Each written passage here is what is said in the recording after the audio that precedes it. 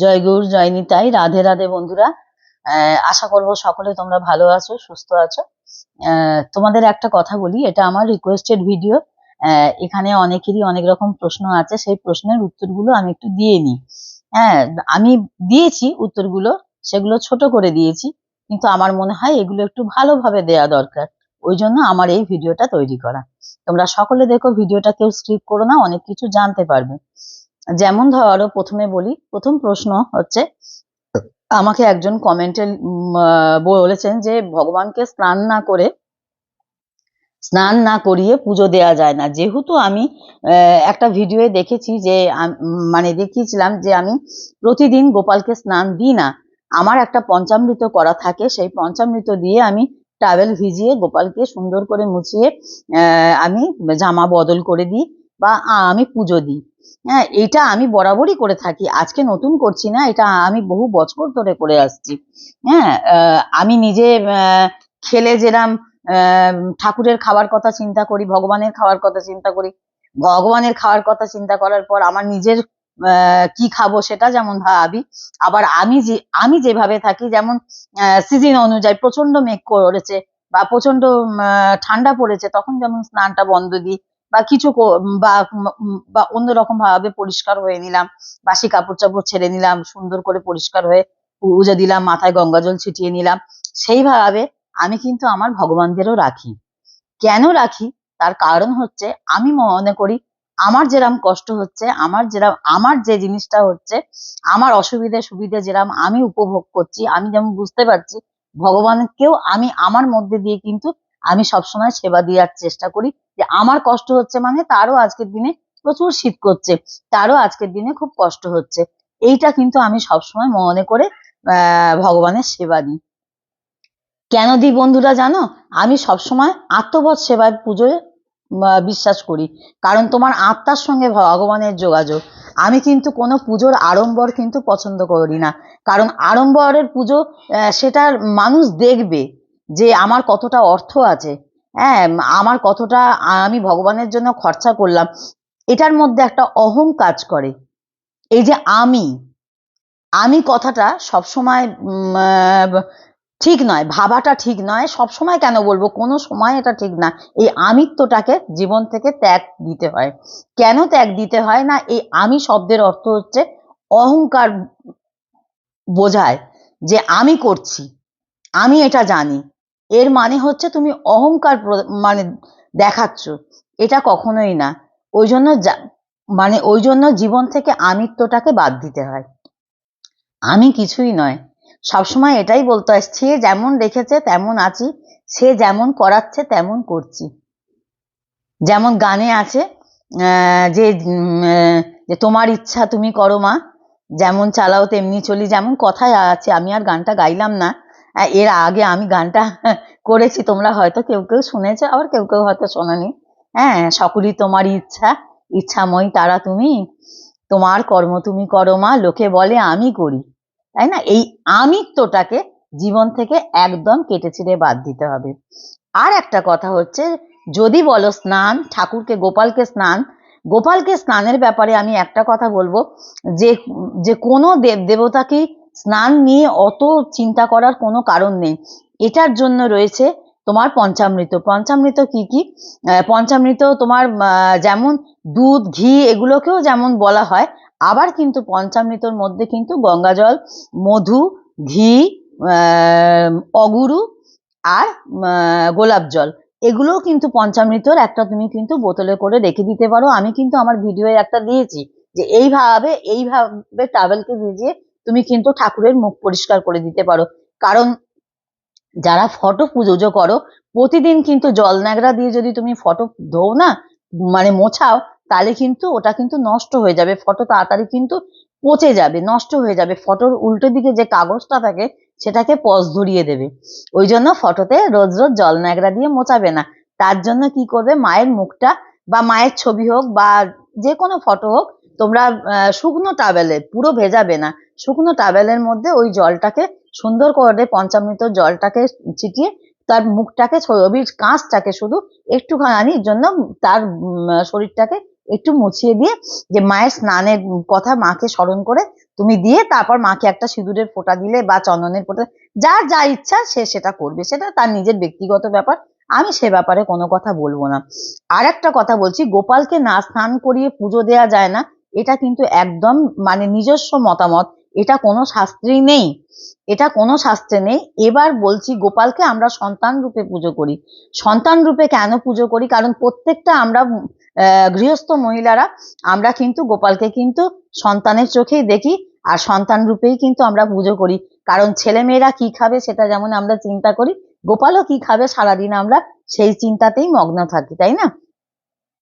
গোপালকে তুমি যদি ছেলে রূপে দেখো, সন্তান রূপে দেখো সন্তান, ছেলে মেয়ে রূপে দেখলে ছেলে মেয়ে, যে যেভাবে বন্ধু রূপে দেখলে বন্ধু, সখা রূপে দেখলে সব, যার যেটা ভালো লাগবে সে সেটা দেখবে। আর একটা কথা বলছি, যে সবসময় নিজের যে কষ্টটা হয় সবসময় সেটাও মনে করবে যে গোপালের আমার সাথে এরকম প্রচুর হয়েছে, জানো তো, এরকম অনেক রকম অলৌকিক ঘটনা ঘটেছে, যে যেটা আমি এটা রিলেটেড আমার জীবনের সঙ্গে, যে আমার গায়ে গরম জামা দিয়ে প্রচুর গরম লাগছে, তখন আমি বুঝতে পারি যে আমার গরম লাগছে মানে আমার ভগবানেরও গরম লাগছে, গোপালেরও গরম লাগছে, গোপালের বোধহয় এত সোয়েটার বোধহয় সহ্য হচ্ছে না, সোয়েটার চাদর সব দিয়েছি, প্রচন্ড বোধহয় ঘেমে যাচ্ছে, গরম লাগছে, তখন আবার তাকে গিয়ে ছাড়িয়ে দিয়েছি। আমার নিজের শারীরিক কষ্টটা কিন্তু আমারও আস্তে আস্তে কমে গেছে।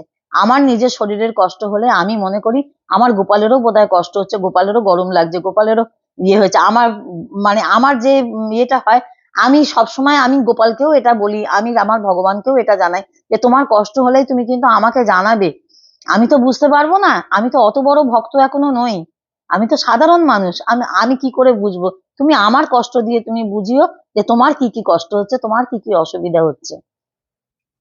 এইটা তোমাদের বললাম যে এটা হচ্ছে আত্মবৎ পুজো, আত্মবৎ সেবা, আত্মবৎ সবকিছু, আত্মার সাথে যোগাযোগ ভগবানের, এইটা তোমাদের বললাম।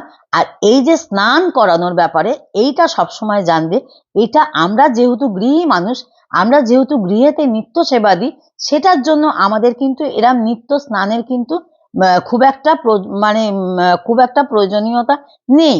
তোমাদের এটা আমি বলছি, কারণ আমি জেনে বুঝেই বলছি, কারণ আমার বাড়িতে ব্রাহ্মণও রয়েছে, সমস্ত কিছু রয়েছে, আমার বেয়ান রীতিমতো বড় পূজারী, হ্যাঁ, সে তো বড় পূজারী, তার থেকেও আমি অনেক কিছু জানি, বই পড়েও আমি অনেক কিছু জানার চেষ্টা করি, আমি না জেনে খুব একটা কিছু বলি না তোমাদের। যাদের বাড়িতে অনেক গোপাল, তারা কি করবে? যাদের এক একজনদের বাড়িতে আছে, তা তাদের এতই গোপাল সেবার করার ইচ্ছা, তাদের বাড়িতে 10-12টা গোপাল, প্রতিদিন তো 10-12টা গোপালকে স্নান দেওয়া সম্ভব না, তারা ওই জন্য যাদের বাড়িতে অনেক গোপাল, এটা তোমাদের বলে রাখি, যাদের বাড়িতে অনেক গোপাল, তারা অনেক গোপালকে প্রতিদিনের সেবা দেওয়াটা সম্ভব যদি না হয়, তখন তাদের একই পাত্রে ভোগ দেবে, একই পাত্রে ভোগ নিবেদন করে সবাইকে খেতে বলবে, তাতে কোনো অপরাধ নেই। তুলসী পাতা দেবে, বড় একটা গ্লাসে জল দেবে, বড় থালায় খেতে দেবে, যা যা দেবার আছে তাই দেবে, তোমাদের ভোগে যদি অনেক কিছু থাকে, তাই জন্য বললাম বড় থালায় ভালো করে দেবে। আর স্নানের ব্যাপারটা বললাম, একটা যে কোনো ঠাকুরকে, একটা গোপালকে, একজন ভগবানকে স্নান দেবে, একটা গোপালকে সেবা দেবে। যদি না পারো, একটা বয়সের পর কিন্তু কেউ আর পারবে না 10-12টা গোপালকে সেবা দিতে, সত্যি কথা বলছি বন্ধুরা, একটা বয়সের পর কিন্তু আর পারবে না। যখন কম বয়স থাকে তখন অনেক কিছু পারা যায়, যখন বয়স বেড়ে যায় না, তখন আর কেউ কিছুই করে উঠতে পারে না, তখন আস্তে আস্তে ছোট হতে থাকে। সেই বিষয়ের ওপর ধরে রেখে তোমাদের একটা কথা বলছি, তোমরা করবে কি, তখন একটা গোপালকে সেবা দেবে, একটা গোপালকে স্নান করাবে, একটা গোপালকে যেদিন স্নান করানোর হবে, একটা গোপালকে স্নান করাবে, একটা গোপালকে সবকিছু করবে, আর বাকি গোপালের মুখ ওই রকম পঞ্চামৃত কাপড়ে দিয়ে পুরো বাসি মুখটা পুরো সুন্দর করে মুছিয়ে তাদের ড্রেস চেঞ্জ করাতেও পারো, আবার সপ্তাহে সপ্তাহ করাতে পারো, তাতে কিন্তু কোনো অপরাধ নেই। আমি বারবার বলছি, ওই একটা গোপালকেই সেবা দেবে, একটা গোপালের ড্রেস চেঞ্জ করে দেবে। এই হচ্ছে গোপাল সেবা করার একটা তোমাদের বিধান দিলাম, হ্যাঁ, বিধি দিলাম, কারণ আমিও এইভাবে করি, কারণ আমার বাড়িতে ব্রাহ্মণ রয়েছে, আমার বেয়াই ব্রাহ্মণ, আমার বেয়াইও এরা পুজো টুজো সমস্ত কিছু করেন, দুর্গা পুজো করেন, সমস্ত পুজোই করেন, আমাকেও উনি ওইভাবেই পুজো করতে পারেন, যেহেতু আমার বাড়িতে 3টে গোপাল, রাধা গোবিন্দ রয়েছে, সবকিছু রয়েছে, আমি তো আমার 2 জোড়া রাধা গোবিন্দ রয়েছে, 3টে গোপাল রয়েছে, কারণ এত ঠাকুরকে সেবা দিয়ে তো আমি কোনো কাজ করতে উঠতে পারবো না। ঈশ্বর সেবা যেমন করতে হবে, সংসারের সেবাও করতে হবে, আবার আমার বাইরের যে কাজগুলো আছে সেগুলোও আমাকে করতে হবে। আমি এই যে চ্যানেলের কাজটা করি, এখানেও আমাকে প্রচুর সময় দিতে হয়, এতগুলো ভিডিও বানাতে হয়, আমি তিনটে চ্যানেল চালাই, সেই 3টে চ্যানেলের ভিডিও তৈরি করতে হয়, 3টে চ্যানেলে তোমাদের সাথে কথা বলতে হয়, তোমাদের সঙ্গে যোগাযোগ রাখতে হয়, তোমাদের ভিডিও দেখতে হয়, কমেন্ট করতে হয়, তবে তো তোমাদের ভালো লাগে।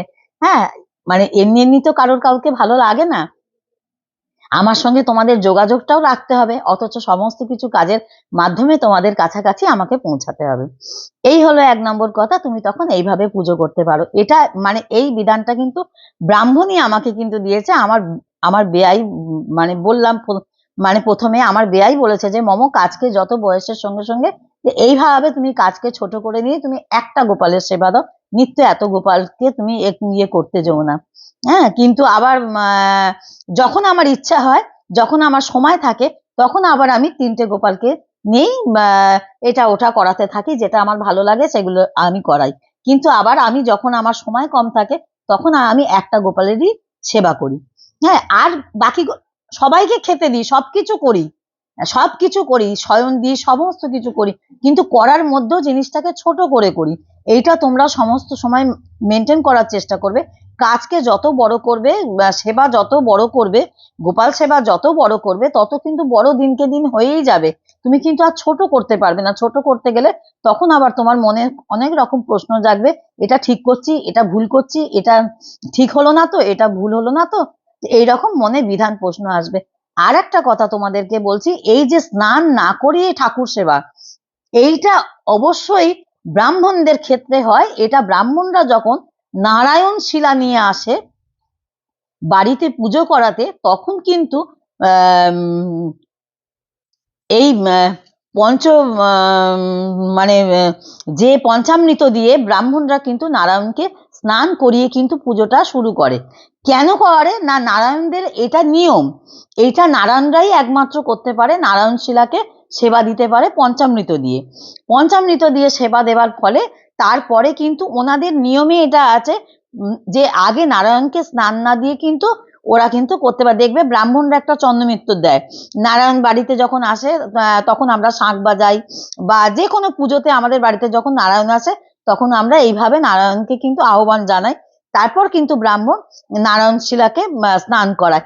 এটা কিন্তু নারায়ণদের ক্ষেত্রে এই সরি এটা একমাত্র কিন্তু নারায়ণের ক্ষেত্রে স্নানটা প্রযোজ্য। আর এটা করাবে কে না, ব্রাহ্মণ করাবে। এটা কিন্তু আমাদের ক্ষেত্রে প্রযোজ্য না। এটা কিন্তু আমরা গৃহী মানুষ, আমরা নিত্য সেবা দিই, যারা নিত্য সেবা দেয় তাদের ক্ষেত্রে কিন্তু এটা কিন্তু এসেন্সিয়াল নয় যে তোমাকে ডেলি স্নান দিয়ে ভালো করে তার মাথায় জল দিয়ে স্নান দিয়ে তাকে ভিজিয়ে তারপরে তুমি পুজো দিতে পারবে, তা কিন্তু না। গোপাল মানেই কিন্তু সে কিন্তু ছোট্ট বাচ্চা, তাকে কিন্তু ছোট্ট বাচ্চার মতন কিন্তু সেবা দিতে হবে। আমরা কি ছোট বাচ্চাদের রোজ স্নান দিয়ে দিই? কখনোই কিন্তু দিই না, বুঝে বুঝে দিই। যেদিন হয়তো খুব রোদ উঠলো সেদিন হয়তো দিলাম, যেদিন হয়তো মেঘলা ওয়েদার সেদিন হয়তো দিলাম না, যেদিন বৃষ্টি পড়ছে সেদিন দিলাম না, বেশি ঠান্ডা পড়লে 2 দিন ছাড়া দিলাম, এরম ভাবে আমরা ঘুরিয়ে ফিরিয়ে দিই। ঠিক সেইভাবেই আমরা গোপালকে সেবা দেব, বা এইভাবে আমরা গোপাল সেবাটা দেওয়া পছন্দ করব, তাই না? এটা হলো গোপাল সেবার স্নানের ব্যাপারটা। একজন আমাকে প্রশ্ন করেছিল, যাই হোক আমি তার উত্তর দিয়ে দিলাম। আমি উত্তর দিয়েছি কমেন্টে, তাও আমি ভিডিওতে, রিকোয়েস্টেড ভিডিওতে আমি বলে দিলাম তার কথাটা। সে যখন ভিডিও দেখবে সে তার মনের উত্তর পেয়ে যাবে আশা করি। আচ্ছা, এবার আমি বলবো যে আমাকে প্রশ্ন করেছেন অনেকেই যে তুলসীর মালা আর কোথায় ভালো পাবো। তোমাদের একটা কথা বলি, তুলসীর মালা, জপের মালা, আমি দুটোই বলবো। জপের ঝুলি তোমরা এটা বড়নগর পাটবাড়ি থেকে, যারা কলকাতা সাইডে থাকো বা যারা পাটবাড়ির শিষ্য তারা তো জানোই, তাদের আর নতুন করে বলার অপেক্ষা রাখে না, বা যারা গৌরমন্ত্র কৃষ্ণমন্ত্রে দীক্ষিত তাদের কথাও বলবো, তোমরা পাটবাড়ি থেকে, বড়নগর পাটবাড়ি থেকে এটা কালেকশন করতে পারো। এটা ভীষণ ভালো হয়। সবসময় পাটবাড়ি থেকে তুলসীর মালা কালেকশন করবে। কিংবা তোমরা যদি নবদ্বীপ যাও, বা তোমরা যদি বৃন্দাবন যাও, মথুরা যাও, সেখান থেকেও তোমরা এগুলো আনতে পারো, কারণ সেখানেও এগুলো ভালো হয়। বুঝেছো? যখন হরির মানে তা বলে হরিদ্বারের কথা বলবো না, কারণ হরিদ্বারে আমি কিন্তু তুলসীর মালা বা তুলসীর বা জপের মালা এত কিন্তু ভালো দেখতে পাইনি। আমি পুরীতে গিয়ে মোটামুটি দেখতে পেয়েছিলাম, পুরী থেকেও আমি জপের তুলসীর মালা এনেছি, কিন্তু পুরীর থেকেও আমি এই কিছুদিন আগে নবদ্বীপে গেছিলাম, নবদ্বীপের তুলসীর মালা অনেক বেশি ভালো, বিশেষ করে পাটবাড়ি। নবদ্বীপে পাটবাড়ি আছে, নবদ্বীপে পাটবাড়ি আছে বাবাজির মশাইয়ের মানে আশ্রম ওটা। নবদ্বীপে পাটবাড়ির পুরনো পাটবাড়ি না একটা কি বলতে হয় ওটা, আমি ঠিক এখন বলতে পারছি না। তোমরা আমার পুরনো ভিডিও দেখলে, নবদ্বীপের প্রচুর ভিডিও দেয়া আছে, সেই ভিডিও দেখলে তোমরা বুঝতে পারবে। যারা যারা রাধা বিনোদিনী ফলো করো তারা তো পেয়ে যাবেই, আর যারা যারা রাধা বিনোদিনী ফলো করো না, হ্যাঁ, তারা তারা এই ভিডিও রাধা বিনোদিনীতে দেখতে পাবে। আমার ভিডিও দেয়া আছে যে যে ইয়ে তোমার পাটবাড়ি, নবদ্বীপের পাটবাড়ি, ওখানেও তোমরা এইগুলো কালেকশন করতে পারো। আর কলকাতা সাইডে যারা থাকো বা অন্যান্য জায়গায় যারা থাকো, তারা বড়নগর পাটবাড়ি বা যে কোনো পাটবাড়িতে গেলেও কিন্তু তোমরা এগুলো ভীষণ ভালো পাবে। তুলসীর মালা, জপের মালা আর জপের ঝুলি, এটা তোমাকে বলে দিলাম। আর যে এটা ভীষণ গুরুত্বপূর্ণ একটা জিনিস, যারা ঈশ্বর সেবা করো, যারা জপ করো বা যারা তুলসীর মালা ধারণ করেছো, তারা কিন্তু এটা করতে পারো। এবার হয়তো তোমাদের মনে প্রশ্ন আসে, মানে প্রশ্ন আসতে পারে, আমি যে তুলসীর মালাটা পরে আছি এটা কোথাকার তুলসীর মালা, এটা কোথাকার তুলসীর মালা? এটাও কিন্তু কাঠিয়া বাবার আশ্রমের তুলসী মালা। এটা সোদপুরে না কোথা, আমার জায়গার নামগুলো ঠিকঠাক মনে থাকে না, সোদপুরে বোধহয় একটা কাঠিয়া বাবার আশ্রম আছে, সেখান থেকে আমাকে একজন এনে দিয়েছে, আমি আনিয়েছিলাম, যে তাকে বলেছিলাম সে নিয়ে এসে দিয়েছে। কিন্তু তোমরা, আমি যা জানতে পারলাম, আমি এটা আমার অনেক দিনের হয়ে গেল, এটা আমি পরবর্তীকালে জানতে পারলাম যে পাটবাড়ি থেকে, এটা আমার বেয়ানও আমাকে বলে গেছিল, কারণ আমার মেয়ে বেয়ানরা সমস্ত পাটবাড়ির শিষ্য এরা। আমি বৃন্দাবনে কাঠিয়া বাবাজির আশ্রমের দীক্ষিত, আমার কৃষ্ণ মন্ত্র আর আমার বেয়াইদের এদের গৌর মন্ত্র। হ্যাঁ, তা ওরা পাটবাড়ির শিষ্য বলে ওদের এটা জানা আছে যে আমার যে পাটবাড়ি থেকে এগুলো কালেকশন করলে ভীষণ ভালো হয়। তোমাদের অনেকের প্রশ্নের উত্তর তোমরা পেয়ে গেলে।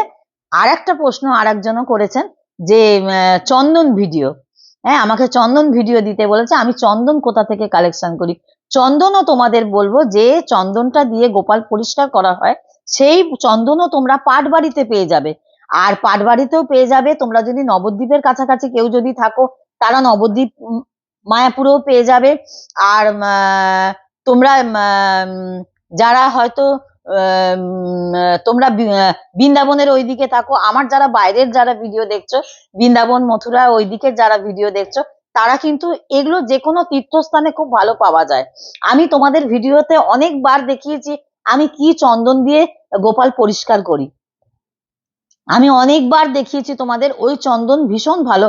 আমি কিছুটা পুরীতে, যারা পুরী ধামের কাছে থাকো, উড়িষ্যার ওইদিকে থাকো, কারণ দেখো আমার ভিডিও কিন্তু অনেক বাইরের মানুষরা দেখছো তোমরা, আমি সেগুলো বুঝতে পারি, অনেক যারা বাইরের লোকেরা দেখছো, তারা কিন্তু যারা মানে তাদের জন্য বলছি যে যারা পুরীতে থাকো তারা কিন্তু ওইখান থেকে পেয়ে যাবে, কারণ আমি কিন্তু পুরী থেকে কালেকশন করে নিয়ে এসেছি। হ্যাঁ, চন্দন। আবার নবদ্বীপ থেকেও, সাবধানে যেও, হ্যাঁ সাবধানে যেও লক্ষ্মী সোনা, সাবধানে যেও। তা এবার আমি কিন্তু নবদ্বীপ থেকেও কালেকশন করেছি, আবার কিন্তু পুরীধাম থেকেও কালেকশন করে এনেছি। তোমাদের বারবার বলছি, তোমরা যে কোনো তীর্থস্থান থেকে কিন্তু এগুলো কালেকশন করবে। কোথাও যদি না পাও, তোমরা পাটবাড়িতে যাবে, পাটবাড়িতে সমস্ত কিছু পাওয়া যায়। পাটবাড়ি এটার জন্য মানে বিশেষ একটা জায়গা। তোমরা যারা কলকাতা সাইডে থাকো বা হাওড়া সাইডে থাকো, তারা কিন্তু বড়নগর পাটবাড়িতে, আমি বারবার বলছি, বড়নগর পাটবাড়িতে কিন্তু এটা পেয়ে যাবে তোমরা। এটা আমি পুরো গ্যারেন্টি দিয়ে বলতে পারি। জপের মালাও, জপের মালা, তুলসীর মালা, মালার ঝোলা, এগুলো কিন্তু পেয়ে যাবে। ঠিক আছে, আর আশা করি তোমাদের সকলের প্রশ্নের উত্তর আমি দিতে পেরেছি। তোমরা সকলে ভালো থেকো, সুস্থ থেকো, ভিডিও কেউ স্কিপ করো না, ভিডিও দেখতে থাকো। আর আমি নতুন নতুন টিপস সকলকেই দেব। আর সকলে এইভাবে কমেন্ট করো, কিছু একটা কমেন্ট করো, তাহলে আমি জানতে পারবো। আরো যদি তোমাদের কোনো প্রশ্ন থাকে তোমরা সেই প্রশ্নও করতে পারো, আমি তার উত্তর দেওয়ার চেষ্টা করব। আমার যদি জানা থাকে আমি অবশ্যই চেষ্টা করব তোমাদের সেই ভিডিওর উত্তর দেওয়ার। ঠিক আছে, তোমরা সঙ্গে থাকো, সাথে থাকো। ততক্ষণ জয় গৌর, জয় নিতাই, রাধে রাধে।